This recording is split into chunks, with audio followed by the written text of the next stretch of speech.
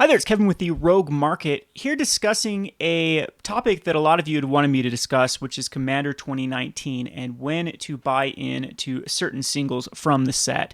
So I'm going to be talking about that, and the best way to be analyzing 2019 is to look at a very similar print run as well as a very similar set, which was Commander 2018, to get kind of an idea of where these cards are going to go. See, I typically like these type of sets because Commander 2019 and 2018 had about the exact same response from the community. They were very underwhelming. They both had initial shortages in the supply, and they both were then dumped on us during the holiday season. So I'm thinking the Commander 2018 is going to follow suit here, and there has been a confirmed wave that is coming in October, mid-October, after Throne of Eldraine has been released. So I don't know if right now is the right time to get in on cards, and I suggest looking at Commander 2018 and looking at the price point where these became the cheapest, and I'd assume that it'd be the same this year because, again, they had very similar release dates, very similar receptions from the community, and that would leave it about February would be the low point for Commander 2018. So you can see here that it initially came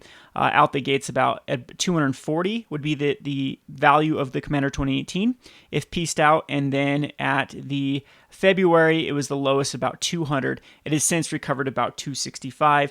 These are also out of stock, meaning you can't buy the sealed product for these. I think most of the decks are pushing $40, $50 now on eBay, and that's, the prices are now going up for these particular cards. And it's quite interesting to look at what cards are actually going up from Commander 2018. And it's really what I like to call the tried, tested, and true cards. These are the cards that have found decks or the reprints from Commander 2018 that have rebounded. And there actually is quite a bit of goodies from Commander 2019 that went underneath the radar that actually do see a ton of play. The biggest problem with Commander 2018 is they printed a lot of recently printed or reprinted cards, and that tends to have a crushing effect on those card prices. But if you look at the trajectories from some of those cards that were recently reprinted and then printed again in Commander 2018, you can get an idea of where they'll recover, because we do have trends and we do have examples of this from even as quickly as Commander 2018.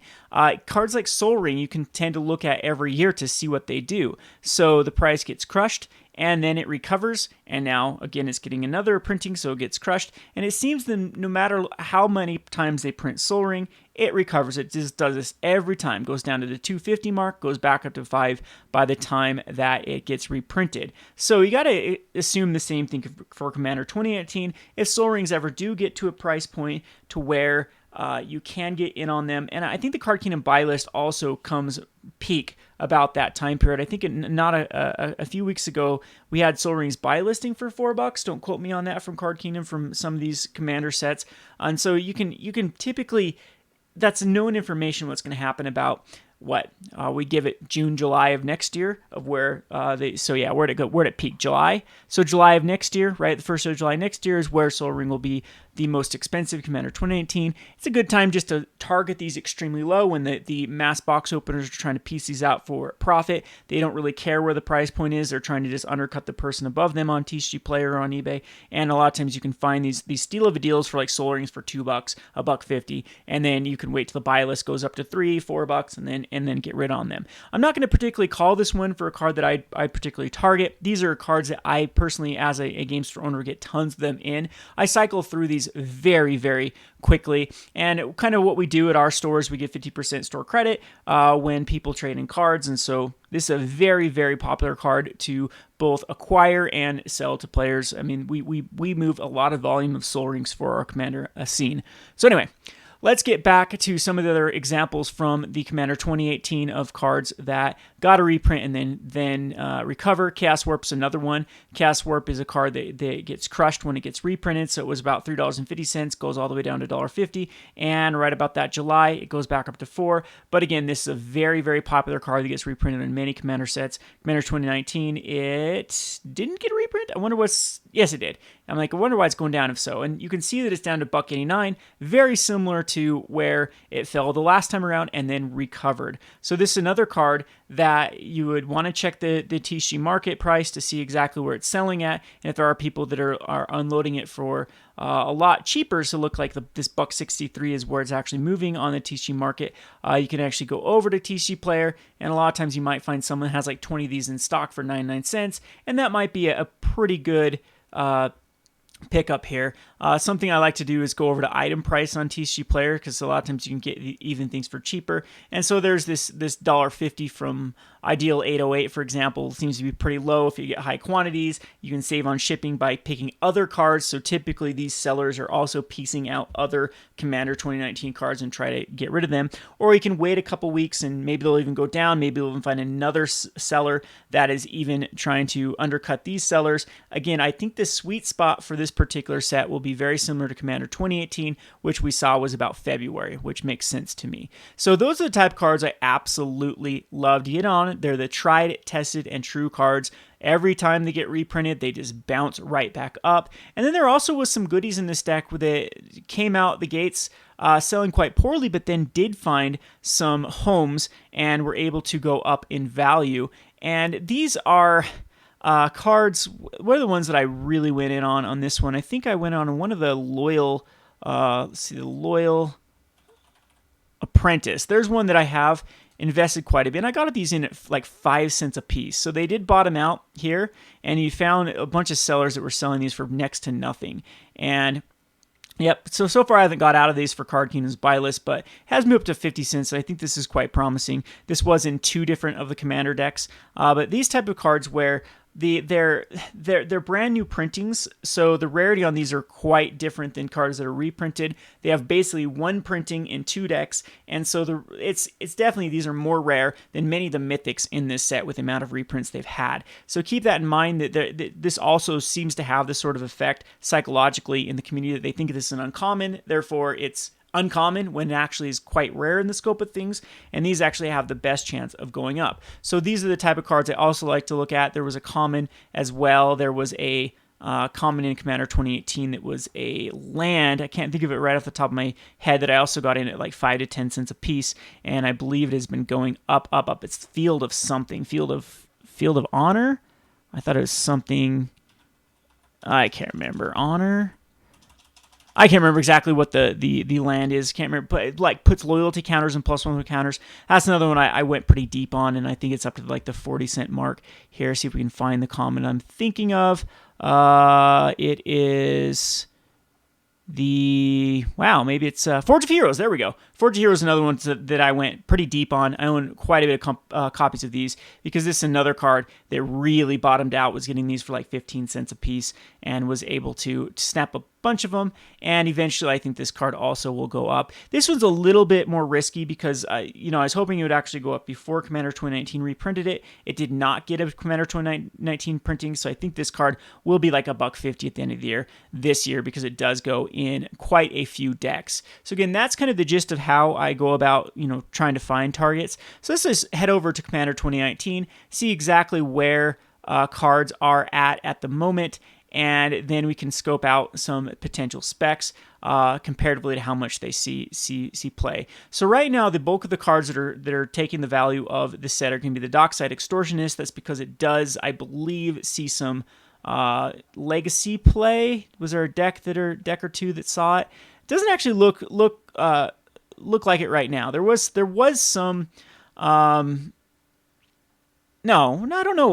But I guess this is just the Commander. What's the legacy card that was out of the set? This is just a card that's very, very good for ramping in Commander. So it goes in a ton of different decks, and we'll look at that in a second, of what decks it's going in and why it's holding the price tag. But otherwise, there's a sharp jump from both the Crick, Son of Yawgmoth, and the Dockside Extortionist to the next one, which is the Sudden Substitution, and then it really falls very quickly to these other cards. I think that many of these have a lot more opportunity to go down because of the next wave that's coming down, but there are some goodies in this when they do bottom out. Cards like Lightning Greaves, these are cards that typically do rebound. The Thran Dynamo, it's another card that typically rebounds within a year. The 10th Discovery, the Soul Ring, Ghostly Prison. These are very, very highly played cards in Commander and have a high chance of going back up to a profitable point before they get reprinted, possibly in Commander 20. So these cards will get a reprint. Let me repeat that. They will get reprints. The Bajuko Box, the Chaos Warps.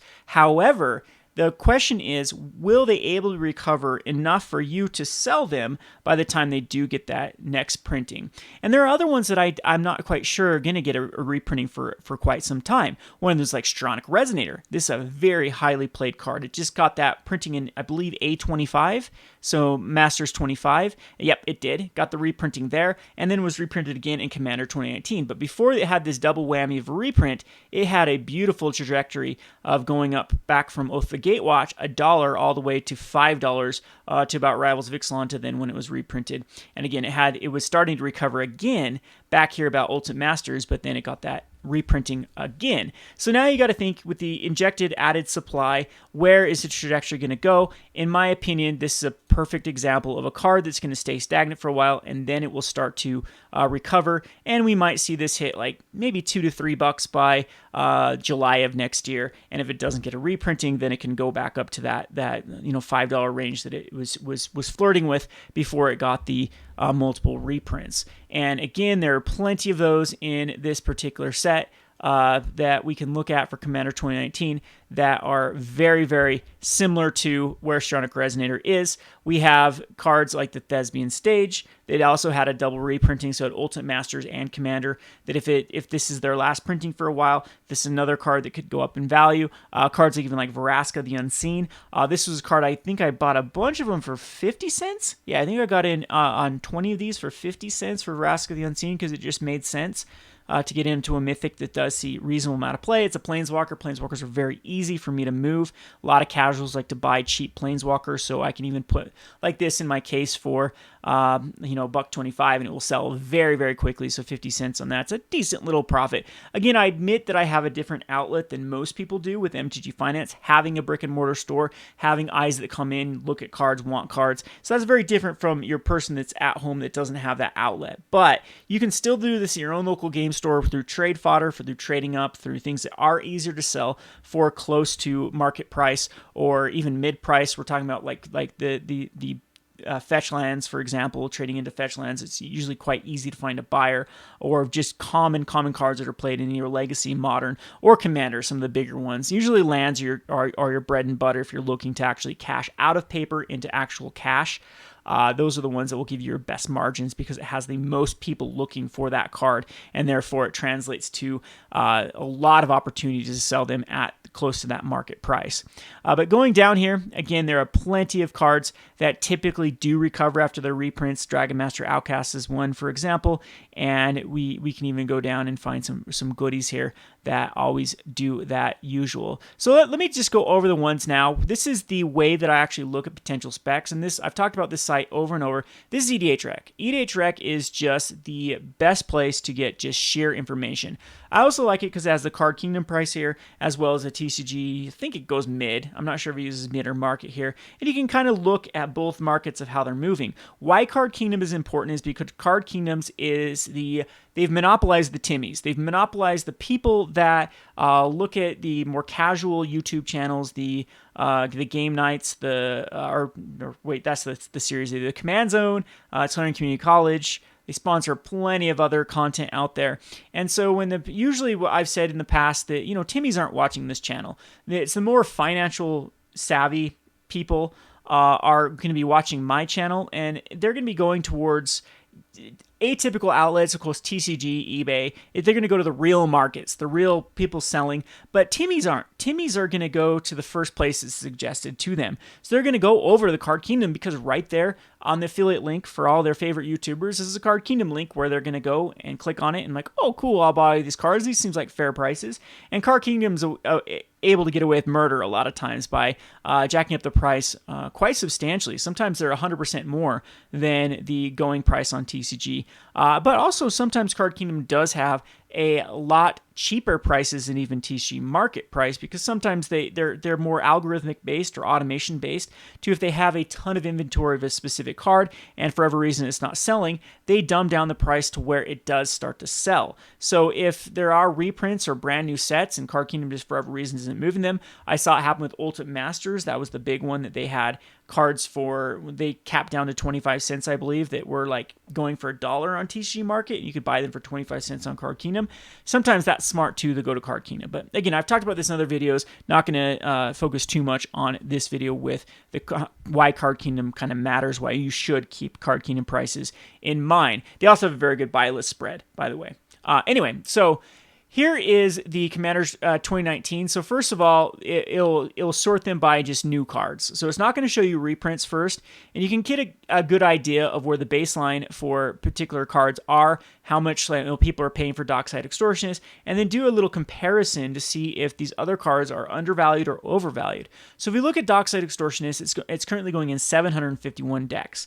So it's got a good 100 plus decks over, 170 decks over the Bone Miser, which is the next best card.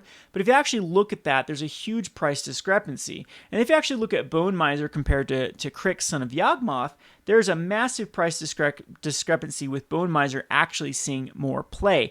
Now again, this doesn't compare apples and apples perfectly, because I believe that EDHREC, Son of Yawgmoth is flirted with in Legacy. I don't know if it's made a home yet. I don't follow Legacy too closely, but that's the reasoning, is just the speculation that EDHREC, Son of Yawgmoth might be able to be Legacy playable sometime, or might be able to go into more decks as time goes on. What's not going for Bone Miser is the most popular deck out the gates does seem to be the Madness deck, which is very surprising to me. I thought that the Madness, the Black-Red Madness deck, would be the deck that was the least popular. But for whatever reason, people like to draw and discard cards in Commander. I guess it's a new way to play Black-Red that people haven't played a lot of. Now they finally have a Commander that can really supercharge the Madness. And therefore, it's being...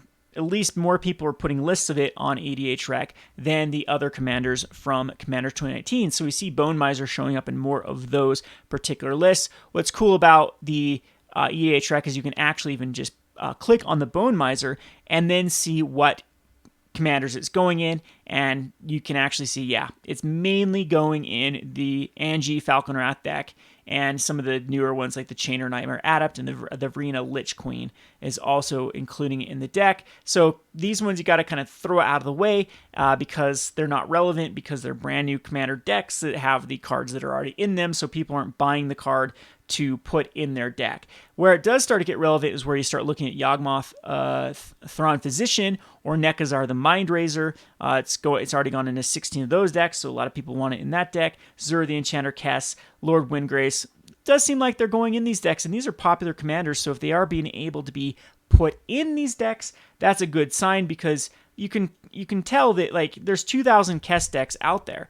If the majority of Kess decks are like, wow, this card does want to be put in the deck, so it's a zombie wizard. It works with, I believe this one, if I remember correctly, this did have like a discard. Yeah, right here you can cast stuff from your graveyard, so you do want to be looting and using wheel effects in the deck. So Bone Miser can actually go quite good in those Grixis decks that also like to wheel. Whenever you discard a land card, add 2. So whenever you discard a non-creature. So what is this? Waste not. Yep, waste not on a creature. Bone Miser. And Waste Not's actually very popular. So this is an additional Waste Not card. Yeah, cool. On a creature.